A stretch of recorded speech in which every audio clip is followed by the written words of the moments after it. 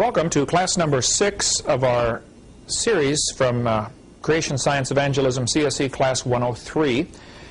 We're covering how the evolution theory has affected the rise of communism, socialism, Marxism, Nazism, all sorts of things, and it's going to take us a while to get through this whole session.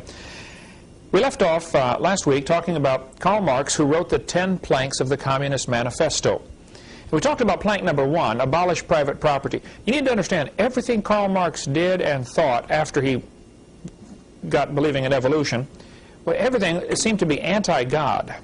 Like, if God's for it, I'm against it. That seemed to be kind of his attitude. And everything he did in his 10 planks of the Communist Manifesto was against what Scripture teaches, unconstitutional, according to the American Constitution. Most of these things are.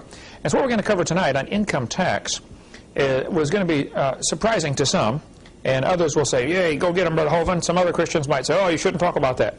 Well, my philosophy is everybody should obey the law, including the government. Right? Real simple. I have not filed any income tax in 28 years. If there's a law requiring me to file something, I would like to see it. I have the entire Internal Revenue Code right here, thoroughly marked up, indexed. You're welcome to check out anything. I know the subject pretty well. I've been a long-time student of this topic, as my son would be glad to tell you. This is something I read a lot on, because I want very badly to be right with God. The Bible says, render to Caesar that which is Caesar's. I agree. It does not say render to Fred that which is Caesar's. Okay, if something belongs to Caesar, I'll give it to him. I'm not against that at all. So we're going to cover tonight, just briefly, because I have read enormous amounts of information on this and could talk for years on it. However, I have other dragons to slay. I don't have time to fight this one too long, because to me there's other topics that are more important. Karl Marx invented what we call the graduated income tax. The more you make, the more they take. That's Karl Marx's idea. He knew what would happen. As people got richer, they would find loopholes and end up paying nothing. The poor people wouldn't make enough to pay anything, and the purpose of the income tax is to wipe out the middle class. The middle class ends up paying the burden of the income tax. The poor people pay very little, the rich people pay almost none. So his idea was a heavy progressive, that's a key word, income tax, which means the more you make, the more they take. On my website, drdino.com, under frequently asked questions, we have a question. It's about question number 40, but we add new numbers all the time, so it may not stay number 40, about how the IRS is tied into communism, socialism, and evolution, ultimately. See, God's method was very simple in Scripture. Each person paid a certain amount. Actually, in some cases, there were instances where they paid 10%. 10% went to support the Levites, the Christians of the day, and 10% went to support the government. Just flat tax. Everybody pays 10%. Okay? Karl Marx said, no, if you have a graduated income tax, then this will slowly discourage people from being honest. They'll figure out some way to lie, cheat, steal if they can, you know. And I sure don't want to be dishonest. It'll also encourage people that get to the top to look for loopholes, and this is actually going to wipe out the middle class. See, under communism, you can only have two classes of people, the very rich and the very poor. Go to just about any country where they have communism, where it's been in control for a long time, and you'll see this very same thing. There aren't three classes, there's two, the super rich and the extremely poor. There are many good websites that can give you information on this topic. George Hansen, former representative from Idaho in Congress, he wrote this book, To Harass Our People. He said, this is the purpose of the IRS, to harass our people. The purpose of the IRS is to gather information, not to gather money. None of the money goes to support the federal government. It goes to pay the debt, the interest on the national debt. We'll get into more of that in a minute on money. The best book I know on the topic, if you want to get into more, is Otto Skinner's book, The Biggest Tax Loophole of All. Very simply, he says, look, the code says clearly, if you are liable for a tax, you should pay it. Read your 1040 form very carefully this next time when you fill one out. It says, you must file a form for every tax for which you are liable. There's the key. Has Congress made you liable? Here are all the laws where Congress has said the following people are liable to pay. None of them apply to an individual earning money in most normal ways that people earn money. If you are manufacturing alcohol, tobacco, or firearms, you're supposed to pay. I can show you the code on that. If you have oil wells in a foreign country, then you're supposed to pay. Just if I said, Jeff, I will trade you my shirt for your shirt. That's not income for you. It's not income for me. We traded. If you say, Brother Hovind, I will trade you 40 hours of my time for $400, that's not income for either one of us either. Now, if the doctor has gone to school all these years and he thinks his time is worth $200 an hour, and he says, hey, I'll trade you 15 minutes of my time for $50 for an appointment, that's not income. That's a trade. And Congress has ruled on, and judges and courts have ruled on this many times. That's exactly correct, okay? Income is corporate profits. So what they've done, see, an individual earning money, just trading his time or labor for money is not income, and it's not taxable. So it's been real slick the way they've done this. They've given every person in the United States, at least, has a straw man that they have created for you, which is a corporation. Now, corporations are taxable. Real people would not be. And it's really slick how they've done this. We'll get into more of that in a minute. But if you want more on the website, on our website, drdano.com, there's about a 30-page letter, and we add to it all the time. You might want to get a hold of Joe Sweet's book, Good News, Bad News. Good news for Form 1040 filers, bad news for the IRS. It's voluntary. He goes through all the laws here. Irwin Schiff, a few things I would differ with Irwin Schiff, but he's written prolifically on the topic, how anyone can stop paying income tax, the Social Security swindle, how you can drop out, the biggest con, the federal government is fleecing you. Irwin Schiff has written lots and lots of books on the topic and is very knowledgeable. I think he's got a few things incorrect in what he's doing, but he's successful. Okay, it works. Peter Kershaw's book, In Caesar's Grip, is one of the most riveting books I've read in some time on how churches have gotten trapped by becoming 501c3 corporations. See, the church, Congress shall make no law, First Amendment, affecting the establishment of religion or prohibiting the free exercise thereof. I like to ask them sometimes, what part of no law don't you understand? It says no law. Now, if a county passes a law that says we want churches to be taxed or whatever, just because the county passes a law, the courts have been clear on this. 16 American jurisprudence, I can look up the code for you, I've got it on my desk, but it says very clearly, if a law is unconstitutional, the unconstitutionality of that law starts the moment the law is passed. You don't have to wait till it's proven to be unconstitutional. If it goes against the Constitution, it's not a law at all. And you're not under no obligation to obey it. So if a church gets incorporated, now they've put their head in a noose, because now they have to abide by all sorts of rules and regulations, because they're not really a church, they're now a corporation. The government gives corporations the right to exist. And that's what has happened in the last 100 years. Many churches have become incorporated. If a church is not incorporated, it's just a real, true New Testament church. They answer directly to God. The church does not have permission from God to give away God's authority. So since our ministry here, Creation Science Evangelism, is under the auspices of Faith Baptist Fellowship, an unincorporated church, I don't have God's permission to put God under some other sovereign. Okay? It's a sovereignty issue. If you got on board a Chinese ship out here in the harbor, you're under Chinese law. As soon as you cross over that railing of the ship and board the ship, you're under Chinese law, even if it's an American harbor. The church is sovereign because God is sovereign, and we're doing God's work, so we're under His authority. As long as we're under His authority, we're fine. If a church, though, becomes incorporated, which 99% of them have done here in Pensacola even, and all over the country, they are now no longer truly a church. You hear the preachers get up and say, the head of the church is Jesus Christ. Oh, yeah? Not yours, it's not. The head of your church is the federal government. They give rights to create corporations, and why do you ask permission from them to exist? Which is why a true church, we can go off on a lot of rabbit trails here, and I'm sure we'll get 1,000 phone calls. A true church should not get building permits. They should build better than the code. Obviously, you want to be safe. We're not trying to get out of anything or trying to save any money, but you simply cannot ask permission from a county to do something that belongs to God's church. Now, people argue about that. Now, our country was started 225 years ago by people who had the attitude of, King George simply is not the authority. I mean, churches split over should we be loyal to King George or should we, do what's right. And good people split over these issues. And I've read lots on the topic, and I certainly don't want to, I want very badly to be right with God. I don't want to disobey Scripture. I don't know of any Scripture I'm disobeying. I don't know of any law I'm disobeying on this topic. But I have not filed any income tax in 28 years. I don't keep any records. I'm not required to. There's no law requiring me to. If I did keep records, and if I did give that to the government and fill out a form, 1040 form, under penalty of perjury, I hereby declare the following information is correct, that form becomes their evidence to prosecute me. Well, first place, the 14th Amendment outlawed slavery. Does the IRS pay you to keep records for them?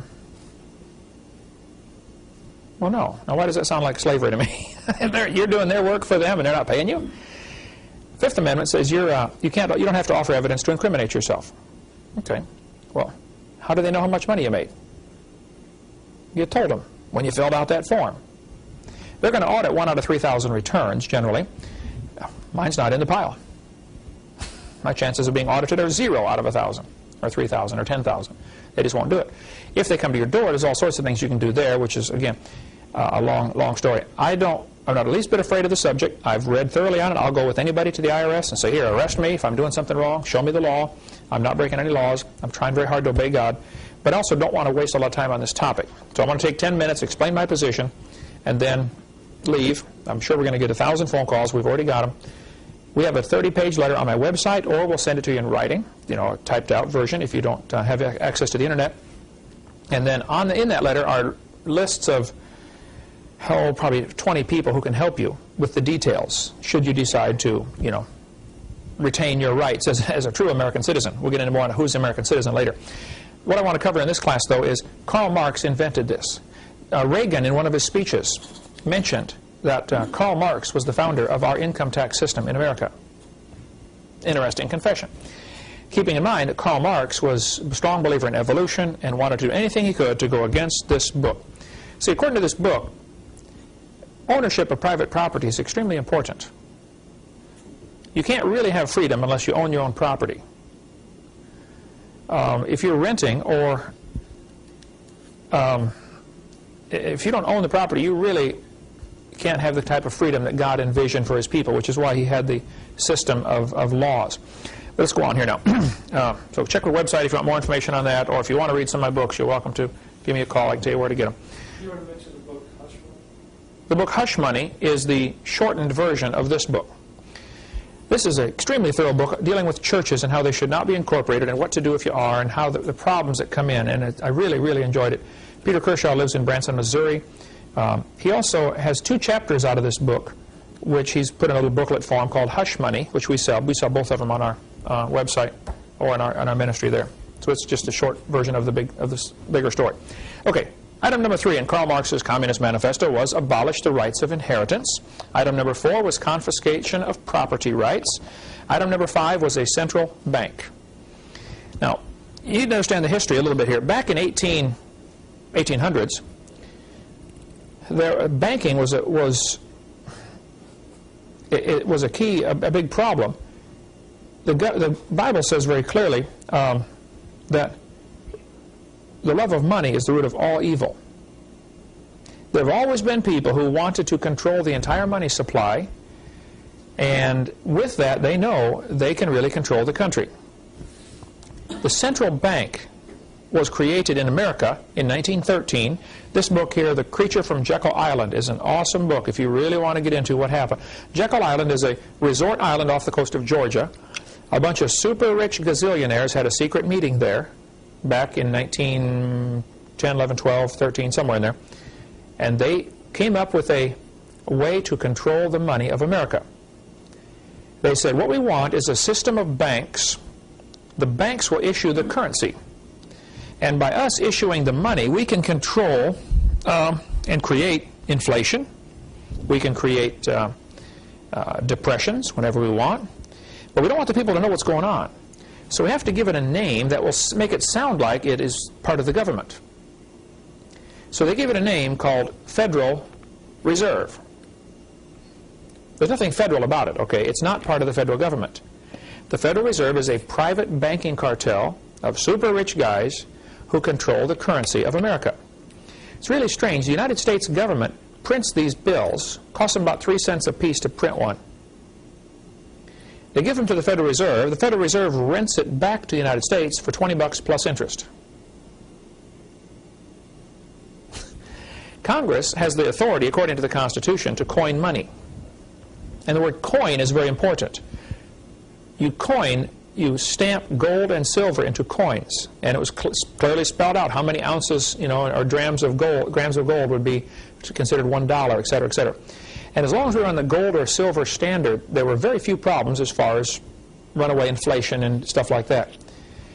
What's happened now that we have paper, they've taken away our gold and given us paper. The next step will be to take away the paper and give you electronic signal, which costs them nothing. That'll be a plastic card, debit or credit card, and the next step beyond that is a little chip which goes in your hand. Right now, you go to the store, they run your groceries over the scanner, you hand them your paper, and they take it, right? The day will come very soon when they're going to say, I'm sorry, we don't take paper, we only take credit card, electronic money.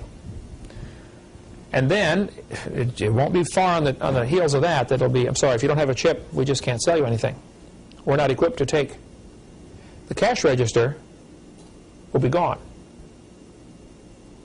at the store. Probably the clerk will be gone. Checkout lady.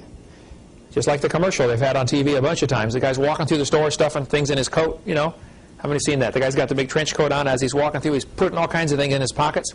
As he heads toward the door, the security guard is walking to meet him. And as he's just about to go out the door, the security guard grabs his arm and says, excuse me, sir, you forgot your receipt. Have you seen that commercial? Ah, it's incredible. That's where we're headed. A cashless society. And it's going to sound, wow, this is great. Look, I don't have to carry my wallet. You can't have checks, stolen. There are no credit cards. And it's going to sound great, but you're going to lose every bit of privacy. The Federal Reserve was created in 1913 here in America. The Bible says, love of money, root of all evil. So whoever controls the money has the power. And this goes right back to the evolution philosophy.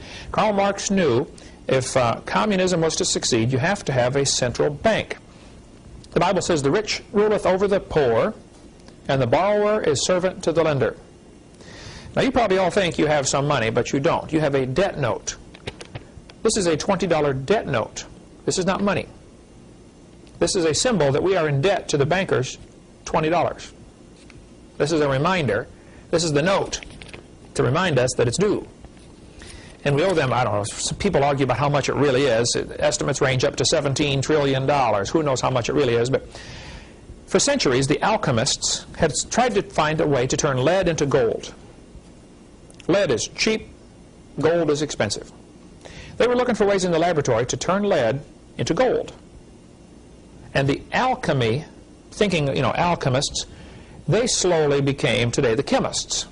And chemistry, of course, is a great science. I enjoy chemistry, but alchemists tried to figure out a way to turn lead into gold. They never did succeed. Okay? The bankers have discovered a way to do it. They start wars, and they finance both sides. We'll loan money to both sides of this battle. Okay? When the lead stops flying, the gold rolls in as interest on the national debt. Because now both countries owe money to, guess who? The bankers. So in one sense, they don't care who wins, because they're going to collect interest either way. Sometimes they try to control and make the right side win so that they'll make sure they get the interest out of both sides. During World War II, U.S. debt rose nearly 600%. Japanese debt rose 1,348% during the war. French debt rose almost 600%. Canadian debt rose 417%. Guess who we owe this money to? These bankers. There's several families of super rich gazillionaires. They have nearly all the money in the world, and they want it all. They have most of it, now they want the rest of it. And right now, everybody's so blinded, they think, wow, I'm doing fine, I got lots of money in the bank. No, you don't have any money in the bank. You have debt notes in the bank. I'll show you how it worked. Nehemiah said that we're in trouble because we have borrowed money. We put our sons and daughters into bondage to be servants. Right now, the national debt is such that our great-great-great-great-grandchildren won't be able to pay it off.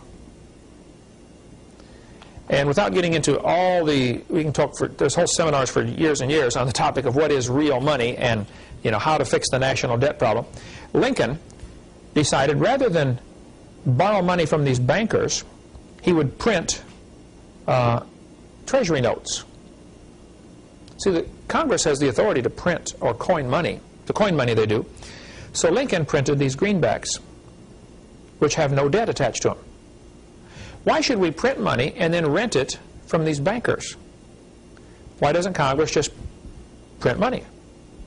Why do the bankers have to be involved at all?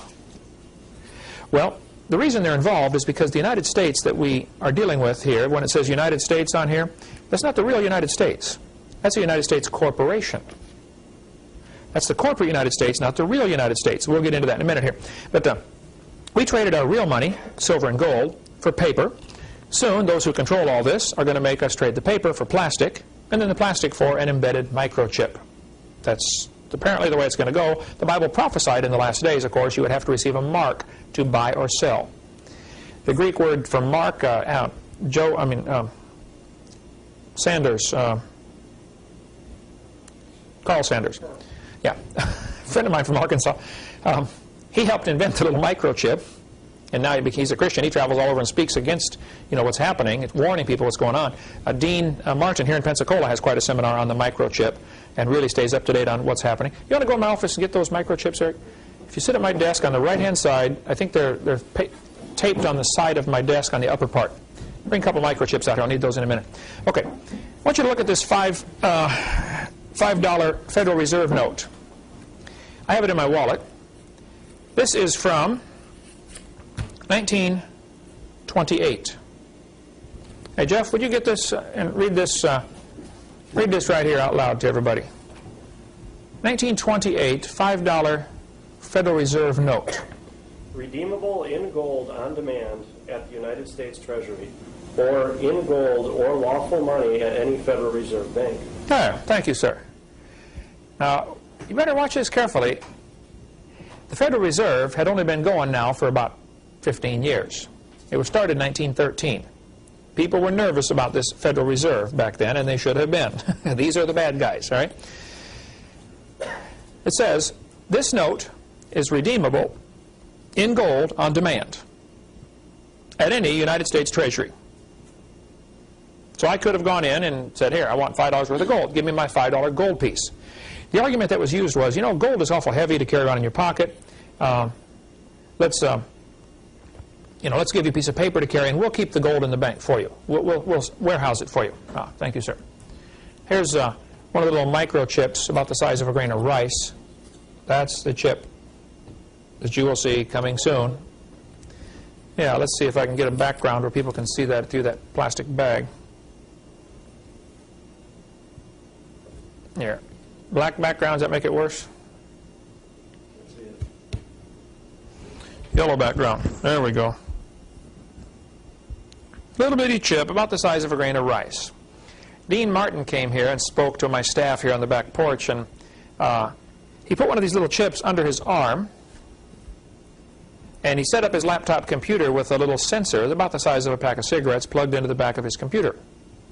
And he just walked past that sensor. As soon as he walked past, up on the screen of the computer came his name, address, social security number, bank account number, all of his files. The chip only holds a little alphanumeric number. It doesn't hold all this information, but it's the number. The number then triggers the computer to look up that file, and up comes everything on that person. They're getting technology better and better and better, where they can read these farther and farther away. This little card, see, Steve, do you have your military mark card? You know how much information is kept in a military mark card? You have yours there, right? Really? The military is going to be the ones that they do this to first, because they have a little more control over them. The next step, though, is make it for all the civilians. This is just a blank plastic card. I wrote Dean Martin's phone number on there, but this is actually a smart card. There's a computer chip in here. Dean, you can see the access to it on here on the mark card.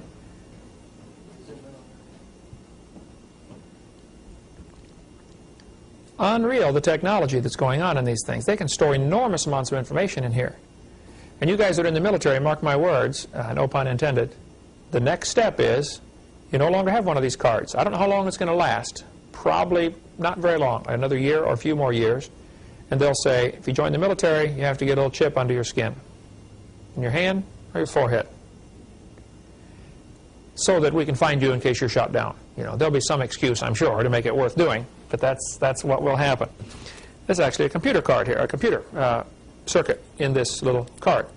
You can call Dean Martin in Pensacola, 850-455-5011, if you want more information on the chip, because he speaks on that. But back to the money. What is money? Well, this says I can redeem this in gold. Redeem means trade it in, buy back. I can redeem it for gold at any United States Treasury or in gold or lawful money. Well, you mean this is not lawful money? I have to trade it in for lawful money? Isn't that what they're telling me? They're saying, hey, you can trade this in for lawful money anytime you want. Then in 1933, they called the gold in. March 6, 1933, Roosevelt declared to Congress that Congress of Governors that a national state of emergency existed. Who remembers what's going on in 1933 in America? Depression. The Depression was purposely caused in 1929, October 29. They purposely crashed the economy because they controlled the money through the Federal Reserve System. The Depression was deliberately engineered. Then, when people had suffered for a few years, they said, boy, have we got a deal for you. We've got the solution to your problems. Everybody come down and get a little number called a Social Security number. That's when it was introduced, during the Depression. Otherwise, people would have never got taken a number. By the way, Social Security is also voluntary. Okay? And I'll get 1,000 calls for that. Just read my website, please. It explains it all on there. He declared to the governors, he said, fellas, we have a state of emergency. The economy is falling apart. And he knew full well that it had been caused deliberately and could be stopped at any time. All they got to do is loosen up the money supply, let more money out. If they want to cause a depression, you tighten up the money supply. There's just not enough available out there. Everybody says, boy, I'd like to buy a house, but you know, I just don't have any money. Pretty soon all the hardware stores, well, nobody's buying stuff anymore. Lumber companies, well, nobody's buying our lumber, and it just trickles down very quickly and crashes the economy. So, Roosevelt said we have an emergency. I need special powers. I would like you governors to go back to your people and tell them that I need to have the authority to issue executive orders to fight war. See, during wartime, the Constitution is suspended, and the President can issue an executive order. How many have heard of executive orders before? Been quite a few of those flying out of the White House the last 10 years, haven't there? So they said, yep, we'll go back and recommend to the people that you be given emergency powers only as long as the emergency exists. So they declared a state of emergency in the mid-1930s, gave the President the power to issue executive orders in order to fight the enemy, which was the economy, which was a paper tiger. They had created it themselves, okay, created this enemy. Roosevelt said, now this is only to last during the state of emergency. Well, guess what? That was mid-1930s. It has never been lifted. We are still under state of emergency right now. What, 70 years later? So in 1933, March 9th, Congress voted to give the President of the United States and to the Secretary of the Treasury the emergency powers sanction to wage war through executive orders. The 1917 Trading with the Enemy Act was amended to include citizens. In other words, you can be a citizen of the United States and still be an enemy of the United States if you own gold. Anybody that owns gold is considered an enemy of the United States because, after all, the economy is hurting and the government needs the gold. Turn your gold in. We'll give you paper for it. And, you know, you keep this paper, we'll keep your gold. And if you don't, you're an enemy. You can be arrested. You can be arrested for having gold. Follow the yellow brick road. Remember that, okay? From Wizard of Oz, OZ, abbreviation for ounces, for gold. That movie was all about the same thing.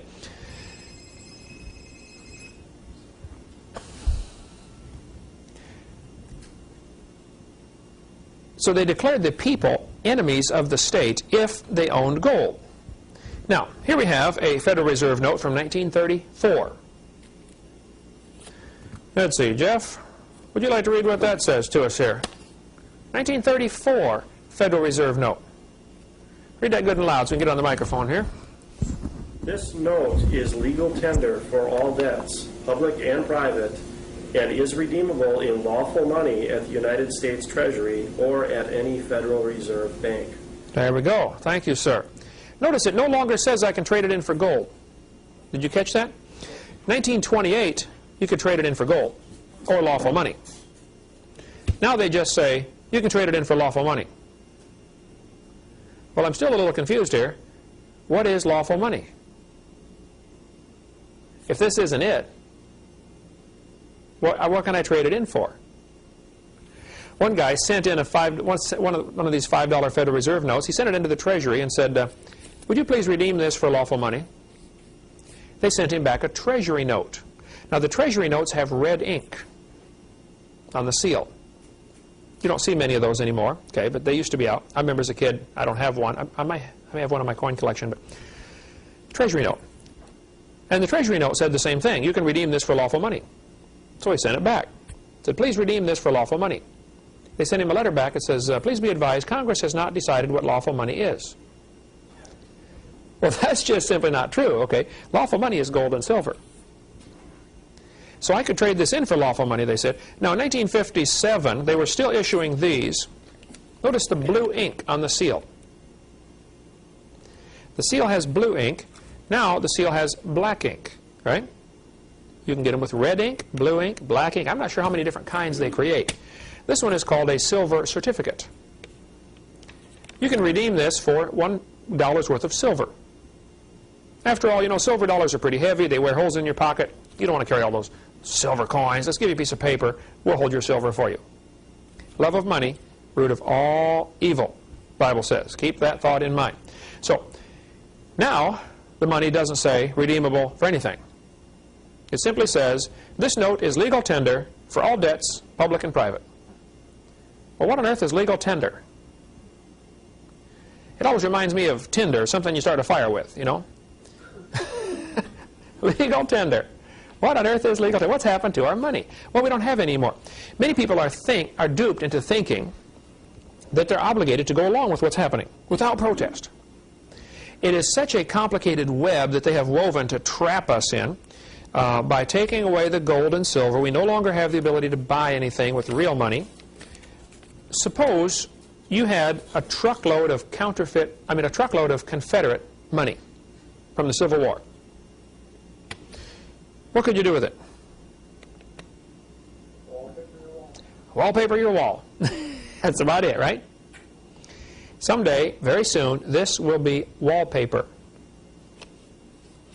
You can't eat it. You can't wear it. You can't build a house out of it. Well, take a bunch of them, you could, I suppose. Absolutely useless piece of paper with some ink on it. Somebody once said the government of the United States is the only place I know where you can take a perfectly good commodity like paper, put some ink on it, and make it totally useless. Totally worthless.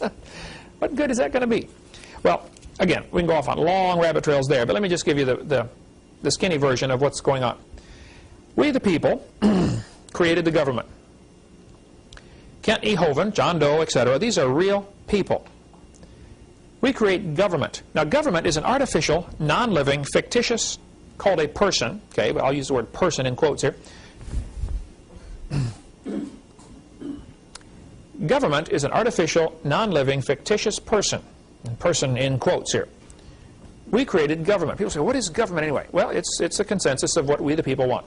The government owns, controls, regulates, taxes, assigns numbers to, fines, etc. Whatever it creates. See, if you create something, you own it.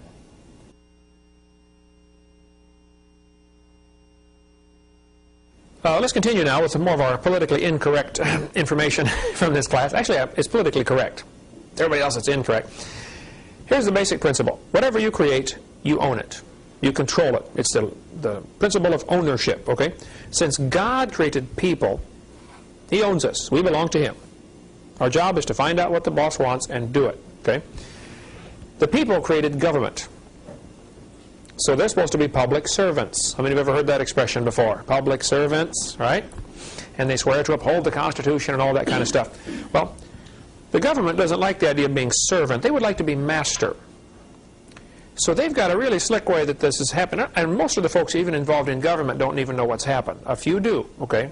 And enough do to know what's going on. But they decided to create artificial people.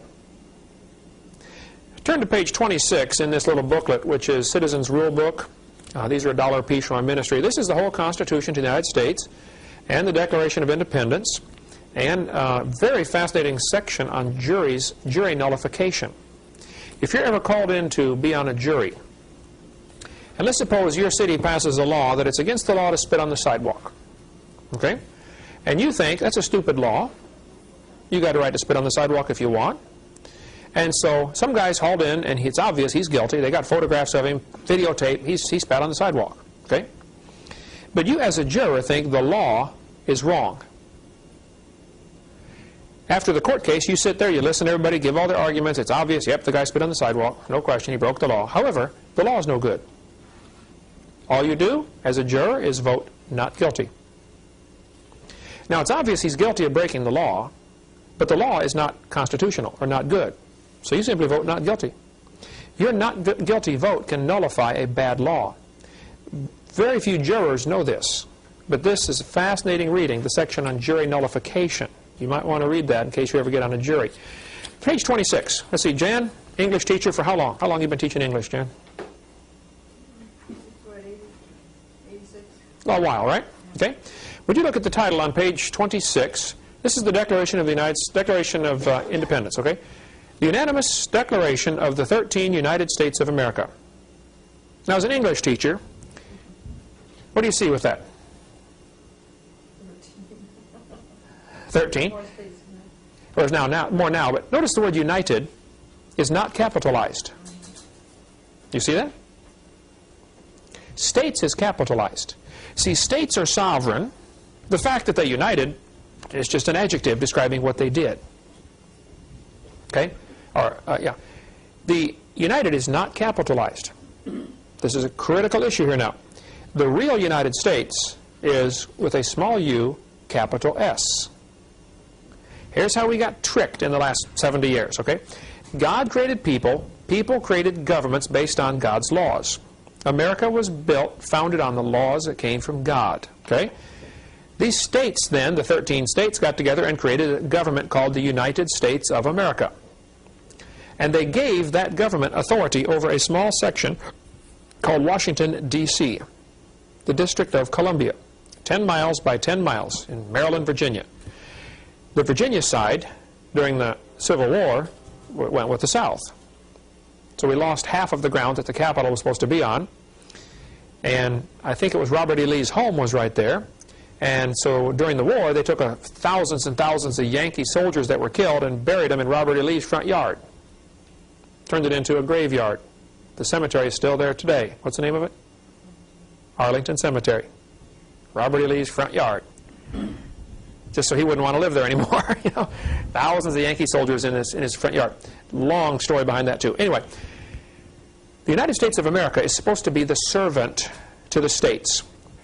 They have no jurisdiction in the states without the state's permission. Now, the average county sheriff doesn't understand this. Some do, okay? But the federal government is not allowed to do anything without the county sheriff's permission. The sheriff of the county is boss, okay? And in Wyoming, there's numerous counties where they have told the federal government, do not come into our county. This happens all over the United States. There are sheriffs who say, you federal government, IRS agents, don't come in our county. You come to us first. You don't seize anybody's property. You don't take away anybody's car. You don't do nothing without our permission. That's why they always get the county sheriff involved, okay? The county sheriff can say, no, I don't want any federal agents at all in my jurisdiction. Stay out. He could keep the FBI out. The county sheriff could. It's funny because you see all these movies where... Yeah, I'm FBI, I'm taking over here. Yeah, oh boy, I know. We've all been conditioned up here. Okay. Now I have a red line on my drawing on purpose here because this is a mirror. We're going to go through a mirror now because the United States went bankrupt in the early 30s. The bankers who control the money, love of money, root of all evil, said, look, fellas, you're bankrupt. We're calling in the note. We are taking over, and we don't want the people to panic. Everybody's worried now because of the Depression, you know, times are pretty hard, so they're kind of busy thinking of other things, so they probably won't notice what's going on anyway. We're going to create a new corporation, and we're going to name it United States. But now it's all capital letters. And everybody thinks they're still in the same place. No.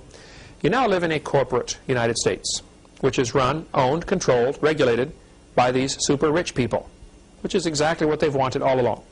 The United States then created 50 state corporations. Big difference here. There are two Floridas, State of Florida and Florida State. One is the real estate of Florida. The other, which happens to have the same boundaries, is the corporate Florida State. Same geographic boundaries, okay? People have argued that in many, many states, the boundaries of the corporate state was never defined. And so there's a whole argument there. You can chase that rabbit a long ways down the trail if you'd like. But FL, capital F, capital L, is the abbreviation for the corporate Florida. FLA is the abbreviation for the real Florida. It can be whichever one you'd like, okay? These rich folks also, as part of the master plan, created a person for each of the people. See, God created people, so He owns them. The government created persons, so they own them. The person they create is called a straw man.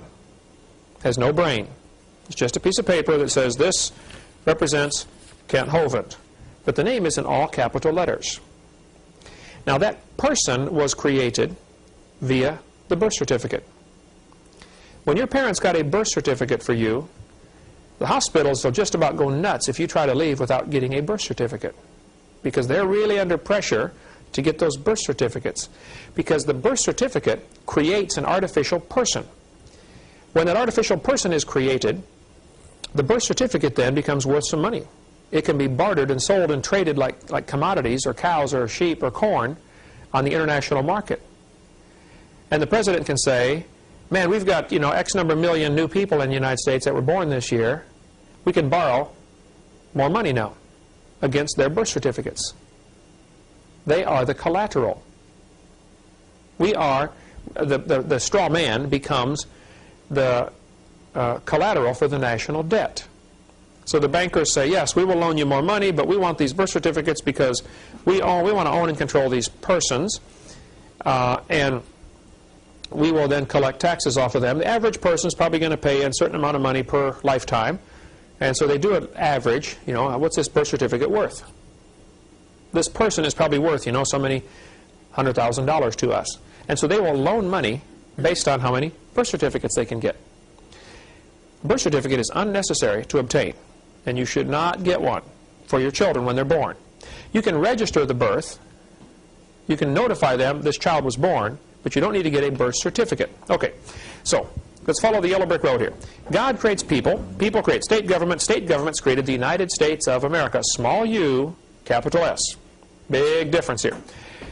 The United States was created, which is the corporate United States. And very few people realize there's a vast difference between the two, okay? They created states. The states created persons. Up above the line, which represents a mirror, how many remember Through the Looking Glass? Or Dorothy? Not Dorothy. Who was the one? Alice in Wonderland. Went through the looking glass. There's all symbolic stuff here, okay? Above the line is Kansas. This is the real world. Below the line is Oz. Remember when Dorothy got out of the house, she said, we're not in Kansas anymore. Well, and after about 1935 or 36 in America, we're not in Kansas anymore, folks. Now we're in Oz. Now, in Oz, Dorothy met several interesting people. First place, she had, in the book, she had silver slippers. In the movie, she had ruby slippers, okay? She followed the yellow brick road, representing gold. Just the name of the city, Oz, is gold. Ounces, O-Z. Okay, they spelled it out for us, gold. In this, there were some people she dealt with. There was a straw man. no brain. That represents the artificial person created by you, by the government for you, with your name on it, but the name's in all capital letters. Very important. Another fellow in there is called the Tin Man. The Tin Man in the movie represents commerce. He wants one thing. Remember the first words out of his mouth were what? Oil. He's standing there rusting. I need oil, oil, you know. What doesn't he have?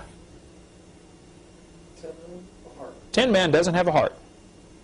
And commerce is ruthless. This is the way it is. You don't make it, tough. Okay? Heartless. The lion, apparently, a cowardly lion, represents England, that knew what was going on and didn't have the courage to do anything about it. I've got a great article in my file of billions of articles I have called The City, showing how that in England there's a financial district called The City in London. The Queen herself is not allowed to go in there without permission. This is the people that own the city, is the bankers, and they really run the world from the city. Nobody goes in there. I've heard that even the Queen, when she goes in, has to go in dressed as a pauper because she has to borrow money from these bankers. Love of money, root of all evil. Okay. When they get to Oz, they find out they go in and there's this huge wizard. You know, he's got this big old face and the flames and the smoke and the noise and all this stuff. At the end of the movie, they find out it's a little old man behind the curtain pulling some levers. Everybody's scared stiff of the Wizard of Oz. They find out it's all phony. There's so many illustrations you could make here. Satan does the same thing to the world. Everybody thinks, wow, look how powerful and how big Satan is. Well, he's a puny little man behind the curtain pulling some levers. And in the book of Ezekiel, it says, the people are, in Isaiah or Ezekiel, people are going to say at the end, is this the man that made the nations to tremble? This is Satan? Oh, come on. You got to be kidding. 28. Is Ezekiel 28? Ezekiel 28, yeah. Is this the man that made the nations to tremble? They're going to look narrowly upon him and say, you got to be kidding. This is him. It's a little old man behind the curtain. Okay. So the straw man is called your corporate soul. Since the government created a corporate soul, they own it. Now, you have tied yourself to that straw man numerous ways. You've been using his Social Security number. You've been using his birth certificate to get things done. You've been using his driver's license. See, the straw man is owned by the government, so he's supposed to do all those things. They said, we want Kent Hovind, the straw man, to get a driver's license, to get a birth certificate, to get a marriage license, to get, blah, blah, blah, blah, blah. Well, this leaves you with four choices. Since they created a business in your name, you can, number one, do what they say, which moves you from right under God down to way at the bottom under the government. You are now a slave, because that's where the straw man is. Okay, he's way at the bottom of the totem pole. You can do what they say, which is what 90%, 95% of the people do. They don't know any better. They don't realize they're tied to this straw man because they've been using his name. Number two, you can cut the string and say, that's not me. I'm not that person that you say. Many people do that very successfully. You got to be careful, though, because they don't like the sheep getting out of the pasture because they intend to shear them once in a while. And so they're pretty bad about this. I'll show you that in a minute, what one guy did in Canada. Choice number three, you can look for loopholes between the government and their straw man, and there are tons of loopholes. That's kind of what Irwin Schiff does in his take on, looking for loopholes, and there's lots of them, legitimate loopholes, okay? Choice number four is just redeem that straw man. Send a notice to the government saying, look, you've been doing business in my name. I'm laying claim to that account, that straw man account. I'm redeeming it. I'm claiming it for me. And then you give them notice. If I don't hear from you within 20 days with a good reason of why I shouldn't do this, I'm going to assume you have no reason, and by their silence they admit. Federal Rules of Civil Procedure, rule number 4, I believe it is. If you make a statement to the government and they don't rebut it, it stands as true. So you claim, that's mine. Where's your rebuttal? They don't respond. It's now yours. And that's called redeeming the straw man, which I have done, and anybody can do. We end up signing contracts that make us slaves of the government. Who gives the authority to get married? Where does the right to marry come from? God. God. Why do we ask the state's permission then to do that? Suppose I decided, suppose I could trick all of you into getting my permission to drive on the highway. If you came and you said, Brother Hovind, can I drive on the highway? I'd say, well, yeah, I want to make sure you're safe, you know, so I want you to take a little test first. I want to see if you can drive well. And then if you'll give me $50, I'll issue you a driver's license so that you can drive on the highway. And you go through the rest of your life thinking, wow, Brother Hovind gave me permission. See, I got permission right here to drive on the highway. You don't need my permission to drive on the highway. You can drive on anyway. But if you're dumb enough to give me $50, I'll take it. And if you want to put yourself under my authority, well, come on under. Everybody's welcome, okay? But you'd be a fool to do that. Since God gives the right to get married, if you go to the state and ask for their permission to get married, to get a marriage license, do you have your marriage covenant? Yeah, grab that for me, would you please? If you get a marriage license, you have now asked the state for permission to do something that God already told you can do. And you have now put yourself down with that straw man. Interesting thing happens. Once you get attached to this straw man, you become under all those rules and regulations, and you carry the burden of everything above you. You don't have to get a marriage license. If you do get a marriage license, that is a contract between you and the wife or husband and the state. The fine print of the contract gives them permission to take your kids away if they don't like the way you're raising them. One friend of mine had a girl in his church. She was 12 years old, I believe, and Mom spanked her one night for doing something, you know. And she got all huffy and got mad at Mom, you know. Next day she goes to school. She's still mad at Mom. And one of her friends says, hey, you want to get your mom in trouble? Call the welfare department. That'll fix them. Claim you were abused, child abuse. Well, the idiot 12-year-old did. Called welfare department, you know, claimed child abuse. They came out and really hassled that family. And once you get the welfare department on your case, you can't hardly get them off. Okay? The girl felt sorry for what was happening. She wrote a letter, said, look, I'm sorry, I lied, it wasn't true, you know, I'm sorry. Didn't matter. Welfare's on your case, boy, you're done. They want to come inspect your house every week, and et cetera, you know. So they asked the pastor, they said, Pastor, what do we do? And he said, well, do you have a marriage license? They said, well, yeah. He said, there's your problem right there. That license gives them the authority to come in your house and take away your kids if they don't like the way you're raising them. They said, well, how do we get out of this? He said, well, you signed a contract. Now, you probably didn't know that the contract was by fraud, and so you can redeem this, you can get out of this mess by simply filling out a little paper, just write out a little sentence that says, I hereby revoke, renege, rescind, annul, disallow, all these legal terms, my signature on my marriage license. Go down to the courthouse and have it file stamped, cost you $5 or $6, and it'll go into your file as you have, at this date, annulled, disallowed your signature on your marriage license. Now, that doesn't mean you're not married anymore, but it means they no longer now have authority. So when this family did that, welfare department left them alone. Have no authority anymore.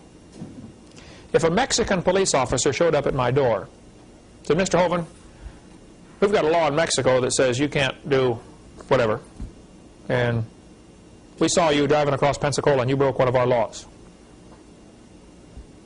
Yeah? What's your point, sir? Well, come with me, you're under arrest. No, sir, I'm sorry. You have no authority here. You're a Mexican police officer. Your authority stops at the border. You have no authority here. That was the big deal during moonshine days. They would run for the county line to get away from the revenuers because he had only had authority in a certain area. It all goes back to who has authority, who's in charge anyway. So a driver's license, a marriage license, a Social Security card are three of the primary contracts we have made. Now, if you want to get out of those contracts, simple to do. Okay, Pastor Mooneyhan, who is the pastor of the church that our ministry is under, has called a freedom package. Yeah, that's his phone number right there. It's like $50 for the freedom package. If you want to get it, it's 352-498-0384. And he can give you this freedom package of what forms to fill out and get you out of all these contracts you've gotten yourself into that you did not realize you got yourself into. So that might be something you would want to consider. And he can help you with all the details. I don't have time to mess with it. All right? I'm not afraid of the subject. I just don't have time to mess with it. Okay. Bruce, a friend of mine up in Canada, this is a letter he wrote. It's on my website. Jeff, at the last couple pages of that article you have there, that's the article off my website, but is this letter, okay? Bruce in Canada decided, you know, God gave me the authority to drive. Why do I need the Canadian government's permission? And he got to studying this straw man issue and said, look, they created a straw man and they regulate him, but they don't regulate me. I'm a natural born citizen. Here's a letter that he wrote. I've got them all on my website. It's fascinating. He says, "Hi, folks. I went to court this morning, driven by a good friend, Don Scully. I really didn't know what to expect and had determined not to argue for my rights. But if need be, to simply state from Scripture why I could not any longer accept and acknowledge a fictitious driver's license in the name of a fictitious legal person." The straw man. Number 2, be surety for the debts of others, contrary to Proverbs, by having auto insurance policy. Because you are now surety for somebody else's debts. That's the way he felt about it. Number 3, anyway, bottom line is he gave up his driver's license, his license plates, and his insurance. Sent them to the government. Said, "I'm sorry, I got these by fraud. I didn't realize this is for an artificial person. It's not for me." Sure enough, he got stopped. Given tickets, no driver's license, no license plates, etc. Here's the letter. Let's go on here. To be honest with you, I went to court with very little faith and anticipated that the judge would not listen to what I had to say and would probably levy the fines. The minimum fine for the insurance charge was $5,000. So I expected I'd probably have to go to jail, as I simply don't have money like that. When my name was called, I stood outside the gate, refused to enter into the jurisdiction of the court, and stated to the judge that I was the natural person, Williford Bruce Woodford. Let me back up here and show you this. He stayed outside the gate. Go to any courtroom and you'll see they've got the judge and the jury and the 2 tables for the lawyers and a little gate, little rail. Why do they have that little railing in there? That represents the edge of a ship. When you cross over that railing, you have entered the judge's martial military law, maritime law. So if you don't go inside that gate, they have no jurisdiction over you. So he stayed outside the gate. Very wise. He stood up. He said, "Judge, I'm a natural person, Wilford Bruce Woodford." And that it was my understanding that all the 3 defendants in the case before him, failure to surrender a driver's license, driving without a valid permit, and driving without insurance, were legal persons with which I had nothing to do. At that point, the judge motioned with his finger for me to step forward so I can hear you better. Yeah, right. He wants to get him inside that gate. Okay? I simply ignored him and reiterated that I was a natural person to whom the offense notices had been delivered, but that I was not the legal persons named as defendants. That being the case, I asked the judge if there was any further need of my presence in the courtroom. He said, "Wait a minute, let me consider what has been said." He was silent for some time and fingered through the papers before him. Then he spoke about this legal person I had referred to. He read the 3 charges and asked me if I was not the one who was alleged to have committed these offenses. Again, I replied that I was a natural person and that the Dictionary of Canadian Law clearly distinguishes between natural persons and legal persons. At that point, he said, "If you are sure you are not the person to whom named in these charges, you are free to leave. But," he continued, "I have 2 options before me. If you are the person named, your driver's license will be suspended." To which I responded, "Sir, I have no driver's license." Number 2, I can order the police officer who laid these charges to arrest the person against whom these charges were laid. If you are not that person, you have nothing to fear. You are free to go. And so I left. Since then, they've had him back into court twice, and he laughs about it now because he goes in there and he knows they have nothing they can do to him. He just shows up just to see what's going to happen. All of his letters back and forth between the judges are on my website and at the end of that article, if you want to get that. Okay, that's Bruce Woodford. Anyway, he has taken the approach of, look, that ain't me. That's a straw man. That doesn't apply to me. Okay. If the term United States is written out with both capital letters, that is referring to the federal entity defined by Article 1, Section 8 of the Constitution. This is Washington, D.C. So, if somebody says, "Are you a citizen of the United States?" and you sign yes under penalty of perjury, you're claiming you live in Washington, D.C. Now, Washington, D.C. is not one of the 50 states. They are under a very different set of rules and regulations. They could pass any rules they wanted in Washington, D.C. So if you're claiming you live in Washington, D.C. under penalty of perjury, well, then they're going to assume the law applies to you. If a Mexican police officer showed up at my door and said, "Mr. Hovind, are you a Mexican citizen?" Or he put a paper in front of me and says, sign this to swear you're a Mexican citizen and you will abide by the Mexican laws. Well, if I'm dumb enough to sign that paper, yes, under penalty of perjury, okay, I just put myself under Mexican law. And if you sign a paper under penalty of perjury that, yes, I'm a citizen of capital U, capital S, you just put yourself in Washington, D.C. I don't live in Washington, D.C. I don't even like to go to the place, okay? I sure don't want to live there. And I definitely don't want to be a citizen of it, okay? If it is small u, capital S, now that's one of the 50 states. I fly all over the world. I've been to 26 countries doing my seminars on creation, and more coming. Invariably, I get on the airplane, I'm flying over to the country, and they say, you got to fill out this paper to get in, you know. And invariably on that paper it says, are you a citizen of the United States? And it's capital U, capital S. So I simply take out my pen, cross out the capital U, write in the small u, and I add the words of America. Small u, United States, of America. And sign it, yes, I'm a citizen of that, sure. The average guy looking at these forms, he doesn't catch what I did, I'm sure. But I don't want to claim to be a citizen of Washington, D.C. For one thing, I'm not. And if I did, I'd be under all sorts of rules that I don't want to be under. I got enough rules to obey, okay? I got enough rules right here to obey that I'm not doing all of those. I sure don't want to be under their laws. So United States citizens are actually citizens of the District of Columbia, if it's capital U, capital S. Now, if it's all capital letters, this is referring to the Philippines.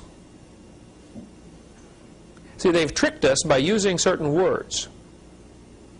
Suppose I wrote out a document, and I said, at the very beginning, I said, in this document, the word up means down. I could do that, couldn't I? Then I can write a big, long story, and every time I say the word up, it really means down, right? At the beginning of the IRS code, it says, United States means District of Columbia. And then all the rest of this stuff is for them. It's not for me. Unless I claim to live there. Oh, now it applies to me. So they're going to trap you. Somehow, they're going to try to trap you into being part of Washington, D.C., because that's what this applies to. If you want to live in Washington, D.C., or be subject to their laws, enjoy yourself. I don't want to be subject to those laws. If it's just United States, that's talking about the District of Columbia. It can be written several different ways. Capital U, capital S, or all capital letters means the same thing. It's District of Columbia. So the rich men, and the Bible talks a lot about woe go to ye rich men, weep and howl for the miseries that shall come upon you. You know, the love of money, root of all evil. The Bible talks a lot about that. Okay? They trick people into getting a Social Security number in order to get benefits from the government. They created a crisis. This is the technique they've used for centuries. Create a crisis so that you can accomplish some particular goal. Remember, Nero wanted to get rid of the Christians. So, set the city on fire. Burned Rome down and blamed it on the Christians. Hitler wanted gun control. Yeah. Hitler wanted gun control, so he blew up the Reichstag, the federal building of the German government. Blew it up. Said, wow, look, terrorist attack. We need more gun control. The militias were growing like crazy in America after what happened at Waco. And they had gun control legislation that was stalled in Congress. People were scared of their government, and rightfully so. And they're trying to get more gun control regulation passed. And so the federal government blew up Oklahoma City Mirror Building to blame it on the militia. If you watch my video number 5, we've got a whole bunch of footage on there from the news footage. Right after, have you seen that, haven't you, Eric? Right after the bombing, for the next few hours, the cameramen are swarming all over the place, and they say, we can't go in the building yet. They just brought out bomb number 3. Oh, folks, they just discovered another bomb, unexploded. That news footage, I've got it all, okay? Telling about the bombs they were bringing out of the building that had not exploded. Now, who got blamed for that? Timothy McVeigh with a truck bomb in the street. First place, anybody knows anything about explosives will tell you there's no way a truck bomb is going to shear the pillars off. You might blow the walls out, blow the walls out or break all the windows, but you don't cut the pillars off. The people who blow up buildings for a living, have a hard time. They got to very carefully engineer. Put the explosive right on the pillar. They drill a bunch of holes in the pillar, put the explosives in just the right place, to cut that thing off. After the building was blown up, it wasn't very long. The rest of the building was demolished. You don't ever destroy evidence at a crime scene. All of this rubble is hauled off to a dump, and an armed guard is posted on the dump. Well, why do you need a guard at dump, sir? They're afraid somebody might dig up that garbage and find out the pillars were sheared off by C4 plastic explosives, and that the federal government actually blew up that building for numerous reasons. It sure did get the gun control through Congress. I mean, it passed right away. All you need is a crisis to make an excuse to do some illegal activity. So the Depression was created intentionally, create the crisis, so that people will accept what you're trying to give them, a number. That's what happened. Here's a Social Security card that my wife got when she was a child. I've changed the numbers on here, okay? Notice what it says at the bottom. For Social Security and tax purposes, not for identification. Interesting. Did you know you were not allowed to use your Social Security card for identification purposes? Well, what do they always ask for now for identification purposes? Social Security number. It said not for identification. Here's the new card. Oh no, it doesn't say that anymore. The new card does not say that. But on the back of this new card, there's a number. Again, I changed the numbers on here, okay? The C123456666, this is the bank account number in Washington, D.C., where the straw man's money is kept. That's the account number. If you have a card that's been issued since 1992, it'll look like this, dark blue. Look on the back. There's your bank account number that they deal through. There's a regular account with your straw man name on it. And they're doing business in your name through this straw man account. And there's the number. What some people have done, with varying degrees of success, and I don't understand all about this, but Ernie Land does, and John D'Arcy does, and their names are listed in that article right there. They sent in a notice and said, look, that straw man belongs to me. I claim it. The government doesn't respond, and so for the rest of their life, if they ever get a bill from the government, they pay it through their straw man account. Suppose the government gives you a ticket for speeding. Well, the Constitution says, you can't be, your property cannot be taken away without due process, and there has to be an injured party. Well, who did you injure by speeding? Nobody. Now, if you do injure somebody by speeding, you should pay for it according to Scripture. Okay? If you hurt somebody, you make it good. So you might want to think about that. But the fact is, you didn't injure anybody. So you get stopped, they give you a ticket, $50. And you're such a nice guy. You say, listen, Bible says if someone compels you to go a mile, go 2. If he asks for your coat, give him your cloak also. You asked for $50. You take the ticket, you write right across the face. We've got a stamp that we use for this, or no, an overlay we put, and we copy through the copy machine. It says, accepted for value. And I write in the amount, okay? I accept this $50, this $50 ticket you just gave me, and I'm going to give you $300 out of my straw man account. So I send a letter along with this copy of this ticket and accepted for value. I send all this to Robert Rubin, Secretary of the Treasury, Washington, D.C., and says, I want you to pay the county $300 out of my straw man account. Well, Robert Rubin now has a problem because their books won't balance. The ticket's only for $50. I'm wanting to give him $300. What about this extra $250? How does he balance the books? Well, he takes it out of the local sheriff's operating fund to balance the books. You owe us $250 now. So it cost them $250 to give me that ticket. IRS sends you a bill, $1,000. You owe us $1,000. Oh, listen, I don't want to fight anybody. Look, you want my cloak? Here, I'll give you my coat. I'll give you everything. I'll give you $5,000 out of this straw man account, which has, it starts off with $1.6 million when you're born. That's what they put in it, okay, to do business out of this account. And I don't know a lot more about it than that, okay? So you'd want to get with John D'Arcy or with Ernie Land on my website to get more information on that. But that's the account number, and it works. Tennessee, governor of Tennessee, I believe, or someone, sent letters to a bunch of the police officers, said, would you please stop giving tickets to these patriots because we can't afford this. It's costing us a fortune to give out these tickets. What about the account number for the older cars? I don't know. I don't know where that is or was. You can get a new card, though. Yeah, walk in and get a new card. Anybody can. They'll give it to you.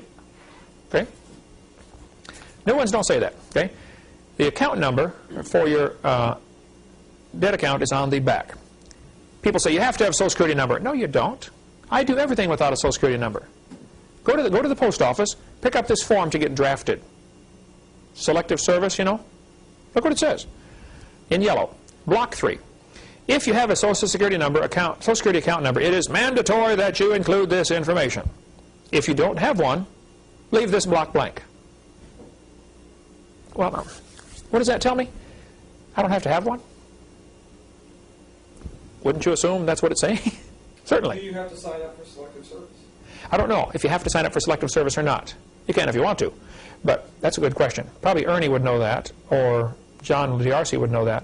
You know, those guys are up on all. That's a little out of my field of expertise, but I like studying about it. It's fascinating, you know. But they're much more knowledgeable on the topic than I am. Taco Bell was sued because they refused to hire a kid because he would not divulge his Social Security number. He said, that's private information. It's none of your business what my Social Security number is. According to the law, you are only required to give your Social Security number if you are applying for Social Security benefits. Nobody else is allowed to demand that from you. Now, if a bank won't open a bank account, the Amish don't even have Social Security numbers. They have bank accounts. They do everything just like we do. They just simply say it's against my religious convictions. Oh, okay. Open the account. You can sue a bank for discriminating against you if they refuse to open it. It has to be a non-interest bearing checking account, okay? Because the banks are tied in with the Federal Reserve. It all works together. If you want to put your money in their bank and earn interest on it, well, then you better play by their game. But as long as you're not earning interest, you just want them to hold your money for you because you don't want to keep it under the mattress. You're afraid somebody might break into the house, okay? Or for convenience, you're willing to pay them 10 cents a piece or 20 cents a piece every time you write a check. It's much more convenient to write checks than to carry cash around. Perfectly fine. But if they demand a number of you before they do that, you can sue them. Now, most people don't know this, and most people don't want to go through the hassle, and so they just go get a number. But it is totally voluntary. If you want to get out of a Social Security card, get out of a Social Security contract, check my website. It's now question number 40, but the number changes all the time. FAQ on my website. That's that paper you have there in front of you. It tells a little bit about Social Security. So the Federal Reserve, if you want to know more about the Federal Reserve and what happened, this is an excellent book to read. Bill Still. Do we have this book in our... It's $15 or something. There's his phone number. I believe he's in Oklahoma. If you really want to get a clear picture of what the Federal Reserve is, it's not federal, any more than Federal Express is federal. Okay, it's a private bunch of bankers that control our currency, and our Congress and Senate and President is scared stiff of the Federal Reserve.